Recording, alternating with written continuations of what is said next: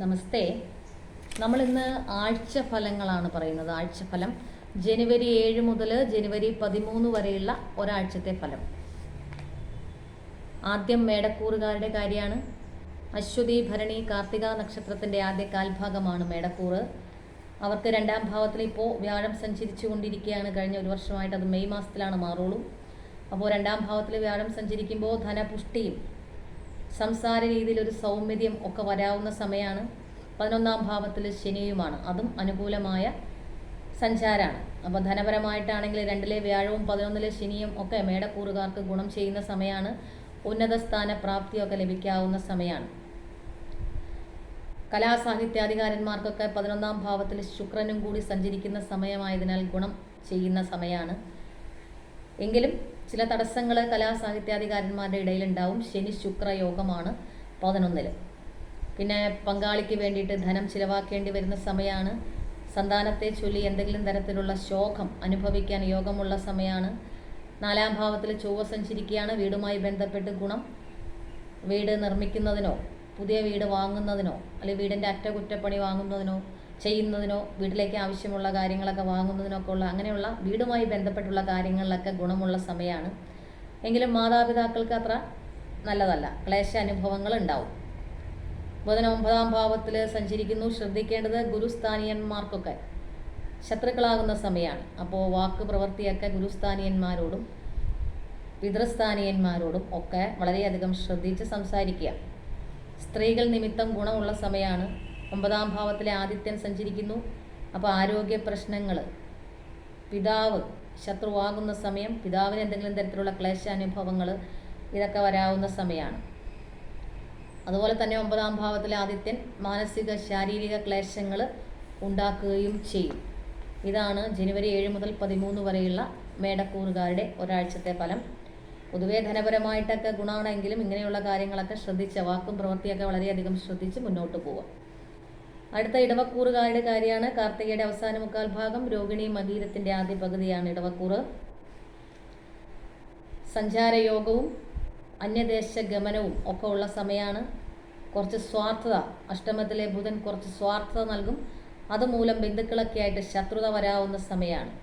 അഷ്ടമത്തിൽ ആദ്യത്തിനും കൂടി സഞ്ചരിക്കുകയാണ്. ഇപ്പോൾ രോഗാതി ദുരിതങ്ങൾ, ശാരീരിക ക്ലേശങ്ങൾ, നേത്രവൈകല്യങ്ങൾ, ശ്വാസമുട്ട് പോലെയുള്ള അസുഖങ്ങളൊക്കെ വരാവുന്ന സമയമാണ്. ലഗ്ന വ്യാഴമാണ്. ധനമൊക്കെ ഉണ്ടാവുമെങ്കിലും ബുദ്ധി അത്ര നന്നായി പ്രവർത്തിപ്പിക്കില്ല. കഴിഞ്ഞ ഒരു വർഷമായിട്ട് വ്യാഴം ലഗ്നത്തിലാണ്. അപ്പോൾ ബുദ്ധിപരമായിട്ട് അത്ര ഗുണം ചെയ്യുന്ന സമയമല്ല. പിന്നെ കർമ്മരംഗത്ത് ചില തടസ്സങ്ങൾ, യോഗങ്ങളൊക്കെ വരാം. വിദ്യാർത്ഥികൾക്കാണെങ്കിൽ വിദ്യാകാര്യങ്ങളിൽ അലസതയും നുണ പറയാനുള്ളൊരു പ്രവണതയൊക്കെ കൂടുന്ന സമയമാണ്. അടുത്തത് മിഥുനക്കൂറുകാരുടെ അടുത്ത ഒരാഴ്ചത്തെ ഫലം. മകീരത്തിൻ്റെ അവസാന പകുതി, തിരുവാതിര, പുണർദത്തിൻ്റെ ആദ്യ മുക്കാൽ ഭാഗമാണ് മിഥുനക്കൂറ്. അവർക്ക് 12ാം ഭാവത്തിൽ വ്യാഴം സഞ്ചരിക്കുകയാണ്. അപ്പോൾ ശത്രുക്കൾ മൂലം കർമ്മരംഗത്ത് ചില തടസ്സങ്ങൾ ഉണ്ടാകാമെങ്കിലും ധനപരമായിട്ട് അതൊന്നും കുഴപ്പമുണ്ടാവില്ല. അത് ധനമൊക്കെ ലഭിച്ചുകൊണ്ടിരിക്കും. എങ്കിലും ശത്രുക്കളുടെ പ്രവർത്തികളെ ചില മാനസിക പ്രശ്നങ്ങൾ തരും.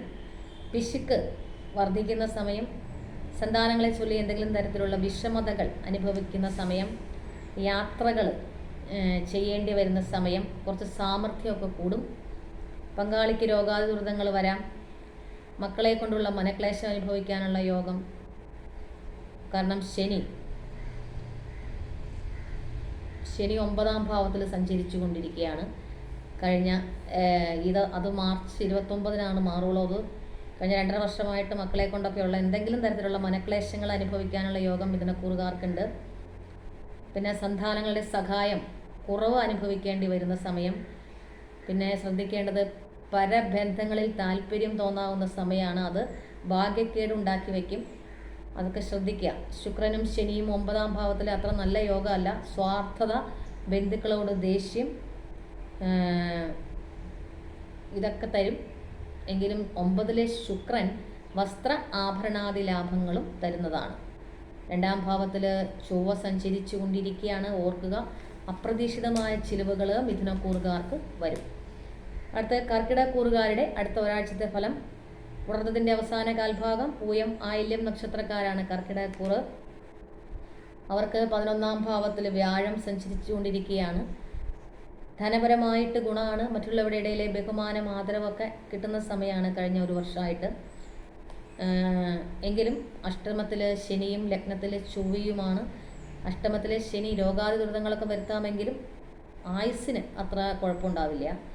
പക്ഷെ പങ്കാളിക്ക് എന്തെങ്കിലും തരത്തിലുള്ള രോഗാതി ദുരിതങ്ങൾ വരുത്താം. ലഗ്നത്തിലെ ചൊവ്വ സാമർഥ്യം ഉണ്ടാക്കും. കലാസാഹിത്യാധികാരന്മാർക്ക് ഗുണമാണ്. പക്ഷെ മുറിവ്, പൊള്ളൽ, ചതവ്, ഒടിവ് ഇതൊക്കെ അപകടങ്ങൾ, കാര്യങ്ങളിൽ തടസ്സങ്ങൾ, പിശുക്ക് ഇതൊക്കെ വരുത്താവുന്നതാണ് ലഗ്നത്തിലെ ചൊവ്വ. 6-ാം ഭാവത്തിൽ ബുധനാണ്. മാതൃജനങ്ങളൊക്കെ ആയിട്ട് കലഹങ്ങൾ, മാതൃസ്ഥാനീയരൊക്കെ ആയിട്ട് കലഹങ്ങൾ, ത്വക്ക് രോഗങ്ങൾ ഇതൊക്കെ വരാവുന്ന സമയം. പിന്നെ പിതാവ് മൂലമുള്ള സുഖത്തിന് എന്തെങ്കിലും തരത്തിലുള്ള സുഖക്കുറവുകൾ അനുഭവിക്കാൻ യോഗം. പിതൃക്ലേശങ്ങൾ, പിന്നെ വിവാഹ കാര്യങ്ങളിൽ തടസ്സങ്ങൾ വരാവുന്ന സമയം. അഷ്ടമത്തിലെ ശനിയും ശുക്രനും കൂടിയുള്ള യോഗം അത്ര നല്ലതല്ല എന്ന് ഞാൻ പറഞ്ഞു. കുറച്ച് ഷാഠ്യബുദ്ധി ഒക്കെ കുറയ്ക്കുക. ദേഹാരിഷ്ടതകൾ എന്തെങ്കിലും തരത്തിൽ വന്നുകൊണ്ടിരിക്കാവുന്ന സമയം കൂടിയാണ്. അടുത്ത ചിങ്ങക്കൂറുകാരുടെ 7-ാം തീയതി മുതൽ 13-ാം തീയതി വരെയുള്ള അടുത്ത ഒരാഴ്ചത്തെ ഫലം. മകം, പൂരം, ഉത്രത്തിൻ്റെ ആദ്യ കാൽഭാഗമാണ് ചിങ്ങക്കൂറ്. ധനപരമായിട്ട് ചിങ്ങക്കൂറുകാർക്ക് വലിയ പ്രശ്നങ്ങളൊന്നുമില്ല ഇപ്പോൾ. എങ്കിലും ഇവരുടെ ധനം സ്വന്തക്കാരേക്കാൾ മറ്റുള്ളവർക്കായിരിക്കും കൂടുതൽ ഇപ്പോൾ ഗുണം ചെയ്യുക. കാരണം 5-ാം ഭാവത്തിൽ ബുധൻ സഞ്ചരിച്ചുകൊണ്ടിരിക്കുകയാണ്. വ്യാഴം 10-ാം ഭാവത്തിൽ തന്നെ സഞ്ചരിക്കുകയാണ്. അപ്പോൾ ഉത്കണ്ഠയും ഭയവും ചിങ്ങക്കൂറുകാരെ വിട്ടൊഴിയുന്നില്ല. ധനപരമായിട്ടാണെങ്കിലും മാതാപിതാക്കളെ കുറിച്ചൊക്കെ ആണെങ്കിലും ഇതൊക്കെ ആണെങ്കിലും എന്തെങ്കിലും തരത്തിലുള്ള ഉത്കണ്ഠ, ഭയം ഇതൊക്കെ ചിങ്ങക്കൂറുകാർക്ക് ഇപ്പോൾ ഉണ്ടായിക്കൊണ്ടിരിക്കും. 12-ാം ഭാവത്തിൽ ചൊവ്വ സഞ്ചരിച്ചു കൊണ്ടിരിക്കുകയാണ്. പിതൃക്ലേശങ്ങൾ, അപകടങ്ങൾ, രോഗാതി ദുരിതങ്ങൾ, ഒരു ഭാഗ്യഹീനത്വം സംഭവിക്കുന്ന സമയമാണ്. 7 ശനിയാണ്. പങ്കാളിക്ക് എന്തെങ്കിലും തരത്തിലുള്ള രോഗാവസ്ഥകൾ, കൂടെ ശുക്രനുണ്ട്. അപ്പോൾ കേസുകൾ ഒക്കെ വരാവുന്ന സമയമാണ്. അതുകൊണ്ട് വാക്കുകൾ, പ്രവൃത്തികളൊക്കെ വളരെയധികം ശ്രദ്ധിച്ച് മുന്നോട്ട് പോവുക. ഇടയ്ക്കിടെയുള്ള പനി, പെട്ടെന്ന് ദേഷ്യം വരിക ഇതൊക്കെ ഇപ്പോഴും ഉണ്ട്. കാരണം അഷ്ടമത്തിലെ സർപ്പമാണ്.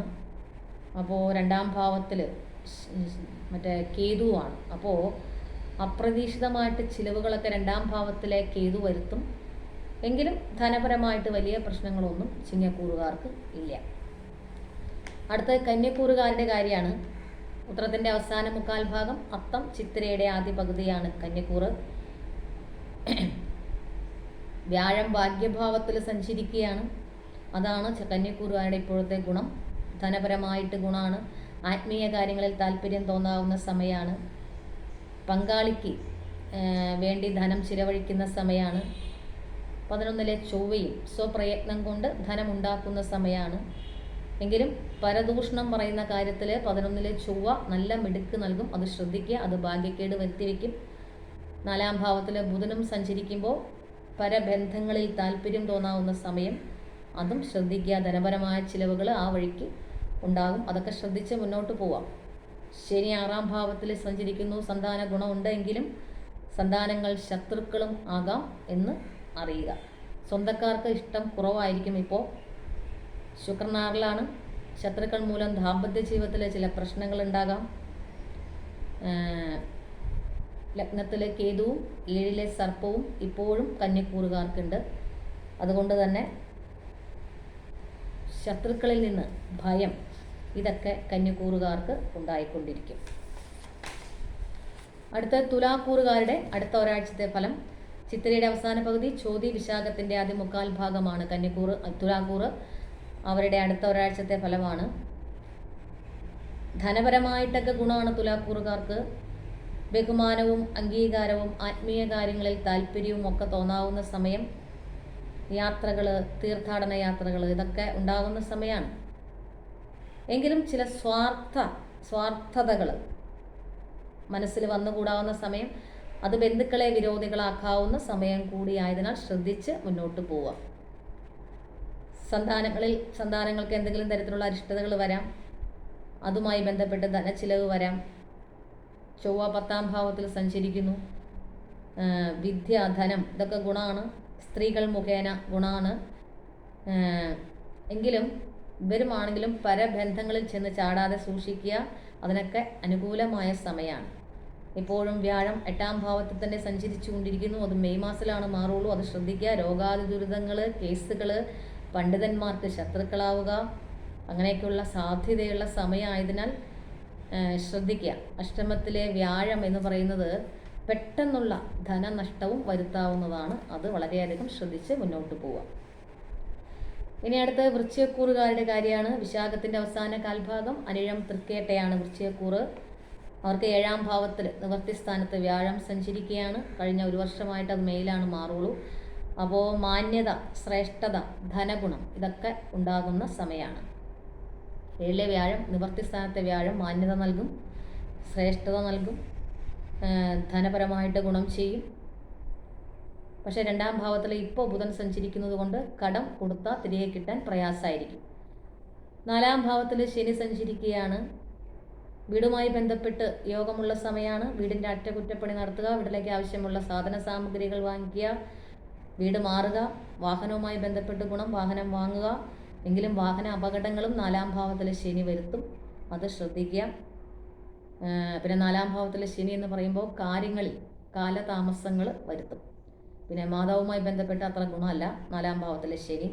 മാതാവുമായിട്ട് കലഹങ്ങൾ ഉണ്ടാവാം. മാതാവിനെ ചൊല്ലി എന്തെങ്കിലും തരത്തിലുള്ള ദുഷിച്ച ചിന്തകൾ എപ്പോഴും മനസ്സിൽ ഇങ്ങനെ വന്നുകൊണ്ടിരിക്കാം. ഇതൊക്കെ ശ്രദ്ധിക്കാം. എങ്കിലും ശുക്രൻ്റെ 4ാം ഭാവത്തിൽ ശുക്ര ശനി യോഗം നല്ലതല്ല. എങ്കിലും വസ്ത്രവുമായി ബന്ധപ്പെട്ട്, ആഭരണവുമായി ബന്ധപ്പെട്ടൊക്കെ ലാഭമുള്ള സമയമാണ്. 9ാം ഭാവത്തിൽ ചൊവ്വ സഞ്ചരിക്കുകയാണ്. രോഗപീഠകൾ വരാവുന്ന സമയം. 5ാം ഭാവത്തിൽ സർപ്പം സഞ്ചരിക്കുകയാണ്. പുത്രന്മാരുമായിട്ട് അല്ലെങ്കിൽ സന്താനസ്ഥാനീയരൊക്കെ ആയിട്ട് കലഹങ്ങൾ, അവരിൽ നിന്ന് തിക്താനുഭവങ്ങളൊക്കെ വരാവുന്ന സമയമാണ്. അതൊക്കെ ശ്രദ്ധിച്ച് വൃശ്ചികക്കൂറുകാർ മുന്നോട്ട് പോവുക. അടുത്ത കുംഭക്കൂറുകാരുടെ അടുത്ത ഒരാഴ്ച, ധനുക്കൂറുകാരുടെ അടുത്ത ഒരാഴ്ചത്തെ ഫലം. മൂലം, പൂരാടം, ഉത്രാടത്തിൻ്റെ ആദ്യ കാൽഭാഗമാണ് ധനുക്കൂറ്. അവർക്ക് ലഗ്നത്തിൽ ഇപ്പോൾ ആദിത്യനും ബുധനും ഒക്കെ സഞ്ചരിക്കുകയാണ്. പ്രവൃത്തികളിൽ ആയാസവും ഒക്കെ ഉള്ള സമയമാണ്. പിന്നെ കലാസാഹിത്യാധികാരന്മാർക്ക് ഗുണമാണ്. കുറച്ച് ധൈര്യവും ഒക്കെ ഉള്ള സമയമാണ്. ധനപരമായിട്ട് ഗുണമാണ്. വിദ്യാർത്ഥികൾക്ക് ഗുണമാണ്. 3ാം ഭാവത്തിൽ ശനി സഞ്ചരിക്കുമ്പോൾ പ്രവൃത്തികളിൽ സാമർഥ്യമുണ്ട്. ശുക്രനും 3ാം ഭാവത്തിൽ അത്ര ദോഷം ചെയ്യില്ല. ധനപരമായിട്ട് ഗുണവും സാമർഥ്യവും ഒക്കെ തരും. എങ്കിലും ഈ ശുക്ര ശനി യോഗം 3ൽ സഞ്ചരിക്കുമ്പോൾ ഇവരും പരബന്ധങ്ങളിൽ ചെന്ന് പെടാതിരിക്കാൻ പ്രത്യേകം ശ്രദ്ധിക്കുക. 6ാം ഭാവത്തിൽ വ്യാഴം സഞ്ചരിക്കുകയാണ്. കഴിഞ്ഞ മെയ് മാസത്തിലും ആണ് വ്യാഴം മാറുള്ളൂ. കഴിഞ്ഞ കുറച്ച് നാളുകളായിട്ട് വ്യാഴം 6ൽ സഞ്ചരിക്കുകയാണ്. അപ്പോൾ കടം ഉണ്ടാവും, അലസത പിന്തുടരും, രോഗാതി ദുരിതങ്ങൾ ഇതൊക്കെ പിന്തുടരുന്ന സമയമാണ് വ്യാഴം 6ൽ സഞ്ചരിക്കുമ്പോൾ. എങ്കിലും വീടുമായി ബന്ധപ്പെട്ട് വീട്, ഭൂമി ഇതൊക്കെ വാങ്ങാവുന്ന സമയം. ചൊവ്വ 8ാം ഭാവത്തിൽ സഞ്ചരിക്കുന്നു. സുഖം കുറവ് ഉള്ള സമയമാണ് ചൊവ്വ 8ൽ സഞ്ചരിക്കുമ്പോൾ. പിന്നെ ദേഷ്യം കൂട്ടും, അപകടങ്ങൾ വരുത്താം. ഇതൊക്കെ ശ്രദ്ധിക്കുക.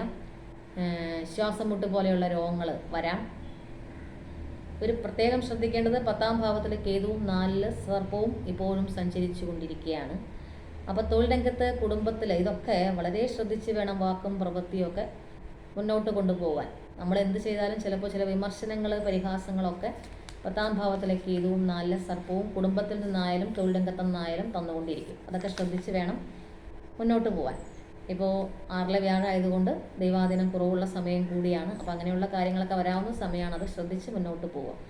അടുത്തത് മകരക്കൂറുകാരുടെ അടുത്ത ഒരാഴ്ചത്തെ ഫലം. ഉത്രാടത്തിൻ്റെ അവസാന മുക്കാൽ ഭാഗം, തിരുവോണം, അവിട്ടത്തിൻ്റെ ആദ്യ പകുതിയാണ് മകരക്കൂറ്. ബുധൻ 12ാം ഭാവത്തിൽ തന്നെ സഞ്ചരിക്കുന്നു. 12ാം ഭാവത്തിലെ ബുധൻ എന്ന് പറയുന്നത് ഒരു ഭാഗ്യഹീനത്വം തരുന്നതാണ്. എങ്കിലും രോഗാതുരിതങ്ങളിൽ നിന്നൊരു ശാന്തിയൊക്കെ തരും. ശ്വാസം മുട്ട് പോലെയുള്ള രോഗങ്ങൾ വരാം. 7ാം ഭാവത്തിൽ ചൊവ്വ സഞ്ചരിക്കുന്നു. മനോധൈര്യം കുറവ് ഉള്ള സമയമാണ്.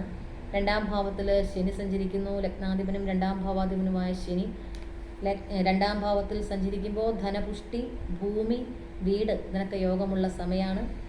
7ാം ഭാവത്തിലെ ചൊവ്വ വിവാഹ കാര്യങ്ങളിൽ ചില തടസ്സങ്ങൾ തരുമെങ്കിലും പങ്കാളിയുടെ സ്വത്തൊക്കെ ലഭിക്കാവുന്ന സമയമാണ്. 2ാം ഭാവത്തിലെ ലഗ്നാധിപൻ സഞ്ചരിക്കുമ്പോൾ കുറച്ച് വാചാലത കൂടും, വിദ്യാർത്ഥികൾക്ക് ഗുണമാണ്. എങ്കിലും ആദിത്യൻ 12ാം ഭാവത്തിലാണ്, ധനച്ചിലവ് കൂട്ടാം, ശാരീരിക ക്ലേശങ്ങൾ വർദ്ധിപ്പിക്കാം. ബുധനും 12ാം ഭാവത്തിൽ സഞ്ചരിക്കുന്നു, അപ്പോൾ ചിലവ് വർദ്ധിപ്പിക്കാം. എങ്കിലും ശുക്രൻ 2ലുണ്ട്, ശനിയുടെ കൂടെ ആണെങ്കിലും കുടുംബത്തിൽ ചെറിയ രീതിയിലുള്ള സുഖമൊക്കെ ലഭിക്കാം. ചില അഭിപ്രായ വ്യത്യാസങ്ങൾ മക്കളായിട്ടും പങ്കാളിയായിട്ടൊക്കെ ഉണ്ടാവുമെങ്കിലും പൊതുവെ സുഖമൊക്കെ ലഭിക്കാവുന്ന സമയമാണ്. 5ാം ഭാവത്തിൽ വ്യാഴം, പൂർവ്വപുണ്യസ്ഥാനത്ത് വ്യാഴം സഞ്ചരിക്കുന്നു എന്നുള്ളത് കൊണ്ട് തൊഴിൽ രംഗത്തായാലും വലിയ പ്രശ്നങ്ങൾ ഉണ്ടാവില്ല. സന്താനങ്ങൾക്കും ഗുണമാണ്. അങ്ങനെയുള്ള കാര്യങ്ങളൊക്കെ ഗുണമുള്ള സമയമാണ് മകരക്കൂറുകാർക്ക്. അടുത്ത കുംഭക്കൂറുകാരുടെ അടുത്ത ഒരാഴ്ചത്തെ ഫലം. അവിട്ടത്തിൻ്റെ അവസാന പകുതി, ചതയം പുരുട്ടാതിയുടെ ആദ്യ 1/4 ഭാഗമാണ് കുംഭക്കൂറ്. ലഗ്നത്തിൽ ശനി സഞ്ചരിക്കുകയാണ്, ലഗ്നശനിയാണ്. അപ്പോൾ കഴിഞ്ഞ 2.25 വർഷമായിട്ട് മാർച്ച് 29-നാണ് അത് മാറുള്ളൂ. അപ്പോൾ അന്യദേശവാസവും വിരഹ ദുഃഖവും ഒക്കെ അനുഭവിക്കേണ്ടവരാണ് കുംഭക്കൂറുകാർ. എങ്കിലും പരിശ്രമശീലം ഇവർക്ക് കൂടുതലായിട്ട് ഉണ്ടാവും. ധനവരവ് കുറയും, ലഗ്നശനി ധനവരവ് കുറയ്ക്കും. പിന്നെ ശുക്രനും ലഗ്നത്തിലാണ്, അപ്പോൾ പിതൃഗുണവും പിതൃധനം ലഭിക്കുക ഇതൊക്കെയുള്ള കാര്യങ്ങളാണ്. വീടുമായി ബന്ധപ്പെട്ട് ഗുണമുള്ള സമയമാണ്. എങ്കിലും ശുക്ര ശനി യോഗം എന്ത് കാര്യം തുടങ്ങിയാലും അതിനൊരു തടസ്സം വന്നതിന് ശേഷമാണ് കാര്യങ്ങളൊക്കെ നടക്കുകയുള്ളൂ. ബുധൻ 11ാം ഭാവത്തിൽ സഞ്ചരിക്കുന്നു, 5ഉം 8ഉം ഭാവാധിപൻ 11ൽ സഞ്ചരിക്കുമ്പോൾ ബുദ്ധിപരമായിട്ട് അത്ര ചിന്തിക്കാൻ കഴിവുള്ള സമയമൊന്നും ആയിരിക്കില്ല. ആവശ്യമില്ലാത്ത കാര്യങ്ങൾ കുറേയധികം ചിന്തിച്ച് കൂട്ടും. ധനച്ചിലവ്, ആവശ്യമില്ലാത്ത കാര്യങ്ങളിൽ ചെന്നുപെട്ട് ധനച്ചിലവ് കൂട്ടും. സന്താന ഗുണമൊക്കെ ഉള്ള സമയമാണ്. എങ്കിലും 11ലെ ബുധൻ ചില ഭാഗ്യ അനുഭവങ്ങളും തരും. വ്യാഴം 4ാം ഭാവത്തിൽ സഞ്ചരിക്കുന്നു. ശ്രദ്ധിക്കേണ്ടത് കൂട്ടുകെട്ട് ശ്രദ്ധിക്കുക. പരബന്ധ താല്പര്യം തോന്നാവുന്ന സമയമാണ് കഴിഞ്ഞ കുറച്ച് നാളുകളായിട്ട്. അതൊക്കെ ശ്രദ്ധിച്ച് മുന്നോട്ട് പോവുക. ധനം ഐശ്വര്യമൊക്കെ നല്ല വ്യാഴം തരുമെങ്കിൽ ഇങ്ങനെയുള്ള ചില ദുസ്വഭാവങ്ങളും കൂടി നല്ല വ്യാഴം തരും. പിന്നെ മാതാവിന് അത്ര അനുകൂലമായിരിക്കില്ല, മാതൃക്ലേശം ഉണ്ടാവും. വാഹന സുഖം ലഭിക്കും, നല്ല വ്യാഴം അങ്ങനെയുള്ള കാര്യങ്ങളൊക്കെ തരും. ചൊവ്വ 6ാം ഭാവത്തിലാണ് സഞ്ചരിക്കുന്നത്. ശത്രുക്കൾ മൂലം കർമ്മരംഗത്ത് ചില തടസ്സങ്ങൾ ഒക്കെ ഉണ്ടാകാം. അതൊക്കെ ശ്രദ്ധിച്ച് മുന്നോട്ട് പോവുക. 2ാം ഭാവത്തിൽ സർപ്പവും 8ാം ഭാവത്തിൽ കേതുവും സഞ്ചരിക്കുമ്പോൾ തൊഴിൽ രംഗത്ത് ശ്രദ്ധിക്കുക, വാക്കുകൾ ശ്രദ്ധിക്കുക. നിങ്ങളുടെ വാക്കുകൾ ഉറ്റവരുടെ ഇടയിൽ പോലും തെറ്റിദ്ധരിക്കപ്പെടാം. പൊതുവേ പറഞ്ഞാൽ ഈ 2ലെ സർപ്പവും 8ലെ കേതുവും ഇവർക്ക് ആശങ്കകൾ കഴിഞ്ഞ 1 വർഷമായിട്ട്, അതും മെയിലാണ് രാഹുകേതുക്കൾ മാറുള്ളൂ. അപ്പോൾ ആശങ്കകൾ മെയ് മാസം വരെ വിട്ടൊഴിയാത്ത സമയമാണ്. ധനച്ചിലവ് കൂട്ടുന്ന സമയം കൂടിയാണ്, അതുകൂടി ശ്രദ്ധിക്കുക. എന്തെങ്കിലും തരത്തിലുള്ള ചിലവുകൾ വന്നുകൊണ്ടിരിക്കും. അടുത്ത മീനക്കൂറുകാരുടെ അടുത്ത ഒരാഴ്ചത്തെ ഫലം. പുരുട്ടാതിയുടെ അവസാന കാൽഭാഗം, ഉത്രട്ടാതി രേവതിയാണ് മീനക്കൂറ്. 3ാം ഭാവത്തിൽ വ്യാഴം സഞ്ചരിക്കുകയാണ്. 3ാം ഭാവത്തിലെ വ്യാഴം നല്ല ബുദ്ധിശക്തിയും ധനപരമായ കാര്യങ്ങളിൽ ഗുണമൊക്കെ തരുമെങ്കിലും നമ്മൾ സമ്പാദിക്കുന്ന ധനം നമുക്ക് അത്ര ചിലവാക്കാൻ പറ്റില്ല. കാരണം ഭൗതിക നേട്ടങ്ങൾ കുറയും. നമ്മൾ ഉണ്ടാക്കുന്ന ധനം മറ്റുള്ളവർക്കായിരിക്കും ഗുണം ഉണ്ടാക്കുക. ബുധൻ 10ാം ഭാവത്തിൽ സഞ്ചരിക്കുകയാണ്. സർക്കാർ തൊഴിലൊക്കെ ലഭിക്കാവുന്ന സമയമാണ്, ജാതകത്തിലും കൂടി അനുകൂലമാണെങ്കിലും. ശനി 12ാം ഭാവത്തിൽ ഏഴരശനി. അപ്പോൾ വിഫലമായ പ്രയത്നങ്ങളാണ് 12ാം ഭാവത്തിൽ ശനി നൽകുക. കർമ്മരംഗത്ത് കൂടുതൽ കാര്യങ്ങൾ ചെയ്യേണ്ടി വരിക, പക്ഷെ ഉദ്ദേശിച്ച ഫലം കിട്ടാതെ വരിക. ഫലപ്രാപ്തി കുറവായിരിക്കും. പിന്നെ രോഗാതി ദുരിതങ്ങൾ, ആയുസ്സിനെ ഹനിക്കുന്ന തരത്തിലുള്ള രോഗാദുരിതങ്ങളൊക്കെ വരാം, അപകടങ്ങൾ വരാം. ശുക്രനും 12ാം ഭാവത്തിൽ ഇപ്പോൾ സഞ്ചരിക്കുന്നു. ശുക്രശനി യോഗം ദാമ്പത്യ ജീവിതത്തിൽ പല പ്രശ്നങ്ങളും ഉണ്ടാക്കാം. പിന്നെ നമ്മുടെ കൂട്ടുകെട്ട് ശ്രദ്ധിക്കുക. ദുഷ്ടജനസംസർഗം മൂലം ധനപരമായിട്ട് അധിക ചിലവ് വരുന്ന സമയമാണ്. പിന്നെ എന്തൊക്കെ നമ്മൾ മറ്റുള്ളവർക്ക് ചെയ്തു കൊടുത്താലും അവരതൊക്കെ സ്വീകരിച്ച് കഴിഞ്ഞതിന് ശേഷം വിമർശനങ്ങൾ, പരിഹാസങ്ങൾ ഒക്കെ ഉണ്ടാക്കുന്ന സമയം കൂടിയായതിനാൽ ശ്രദ്ധിക്കുക. എങ്കിലും 12ലെ ശുക്രൻ ഭക്ഷണ കാര്യത്തിൽ നല്ല ഗുണം തരുന്നതാണ്. 5ാം ഭാവത്തിൽ ചൊവ്വ സഞ്ചരിച്ചുകൊണ്ടിരിക്കുകയാണ്. അപ്പോൾ സന്താനസ്ഥാനീയരിൽ നിന്ന് ചില തിക്ത അനുഭവങ്ങളൊക്കെ ഉണ്ടായാൽ പോലും അതിശയപ്പെടേണ്ടതില്ല. അതുകൊണ്ട് തന്നെ അവരിൽ നിന്നുള്ള സഹായ സഹകരണങ്ങളും കുറയുന്ന സമയമാണ്. ഇത് ഒരിക്കലും വ്യക്തിപരമായ കാര്യമല്ല, നക്ഷത്രത്തെ ആസ്പദമാക്കിയുള്ള ചാരവശാലുള്ള ഫലമാണ്. അതറിഞ്ഞ് കേൾക്കുക. അപ്പോൾ എല്ലാവരെയും ഈശ്വരൻ അനുഗ്രഹിക്കട്ടെ എന്നൊരിക്കൽ കൂടി പ്രാർത്ഥിക്കുന്നു. എല്ലാവർക്കും നമസ്തേ.